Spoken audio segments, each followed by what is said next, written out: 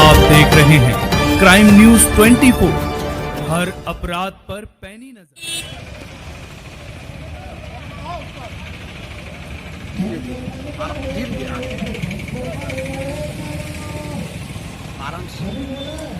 के लिए सदा जिएंगे और मरेंगे हम।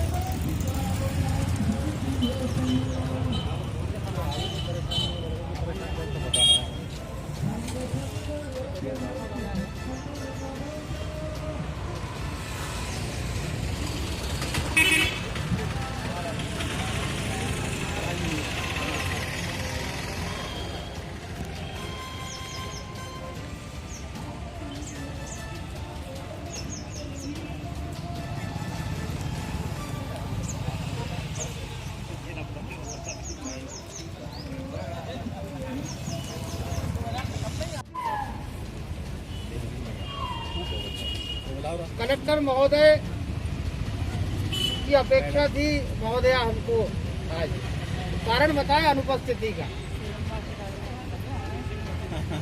सीएम साहब आ रहे हैं, उनके कार्यक्रम में लगे होने के कारण आदरणीय कलेक्टर महोदय ने तहसीलदार महोदय को हमारा ज्ञापन लेने के लिए भेजा है। हम उनको धन्यवाद अदा करते हैं कि हमको यहाँ से 5 की टोली में ना जाना पड़ा, आपने यहाँ आकर के हमारा ज्ञापन स्वीकार किया। ये ज्ञापन में आपके सामने पढ़ के सुना रहा हूँ। ये कोविड महामारी के बाद लॉकडाउन 24 मार्च के बाद हम लोग अनलॉक की प्रक्रिया से गुजर रहे हैं और अनलॉक 1, 2, 3, 4, 5 सारे अनलॉक हो चुके हैं। पूरी देश में सारी व्यवस्थाएं अनलॉक है सिवाय स्कूल के। स्कूल जो है वो लॉक है। तो हमने भी इसी व्यवस्था को स्वीकार किया हुआ है क्योंकि हम सब समाज में बच्चों को शिक्षित करने के साथ साथ उनका हेल्थ, उनकी व्यवस्था को ध्यान में रखने वाले लोग हैं। हम उसका विरोध नहीं करते क्योंकि हम भी नहीं चाहते हैं कि कोई बच्चा इसके कारण पीड़ित हो।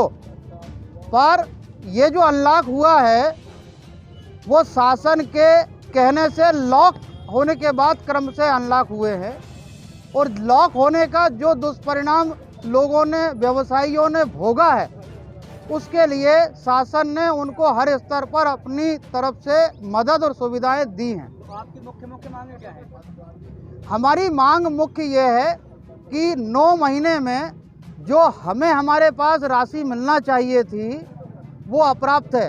कोई राहत पैकेज या सहायता, ये तो आज प्रश्न उठा है, पर शिक्षा का अधिकार एक कानून है और उस कानून में सरकार भी इस बात के लिए बाध्य है कि जिन बच्चों को प्रवेशित सरकार ने किया है, हर वर्ष 31 मार्च के बाद उनकी राशि साला के खातों में चली जाए।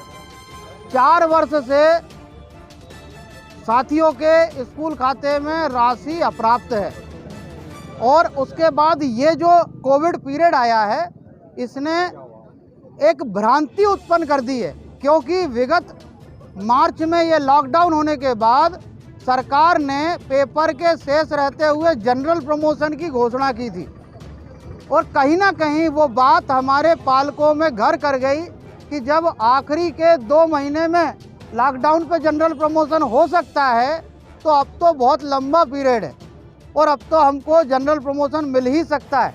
और जनरल प्रमोशन मिलने के कारण व्यवस्थाएं आर्थिक विपन्नता के रूप में बदलती गई। न्यायालय ने आदेश दिया, ट्यूशन फीस तक बाधित कर दिया स्कूलों को, पर हम हमारे पालकों के विरोध में नहीं जाते। ये महामारी 1 साल की है मगर हमारा और पालकों का जो संबंध है वो बहुत लंबे समय से है और आगे भी लंबे समय तक रहेगा। मगर कुछ अगर आपकी मांगें नहीं मानी जाती है तब उस परिस्थिति में आप क्या करेंगे? ये प्रथम चरण की पदयात्रा है। हमारे माननीय मुख्यमंत्री महोदय पाँव पाँव वाले भैया के नाम से जाने जाते हैं। हमको भी पाँव पाँव चल करके बताना पड़ा। आज पिपरिया हनुमान मंदिर से हमारे साथी संचालक ब्लॉक टू ब्लॉक क्रमिक पैदल यात्रा करके यहाँ 3 दिन में पहुँचे हैं। ये यात्रा लगातार भोपाल जाने के लिए प्रवृत्त है, पर आज पीपल चौक पर हमारे साथियों से चर्चा करने के बाद द्वितीय चरण की घोषणा की जाएगी। यदि मांगे नहीं मानी गई, ये यात्राएं प्रदेश में हर जिले से निकलेगी और ब्लॉक टू ब्लॉक चलते हुए राजधानी पहुंचेगी। ये लड़ाई अस्तित्व के साथ साथ समाज में शिक्षा को प्रचारित करने वाले संस्थानों की दिशा दशा बदलने के लिए। अगर आप भोपाल पहुंचते हैं तब भी आपकी यही मांगे होगी कि मांगे बढ़ जाएगी?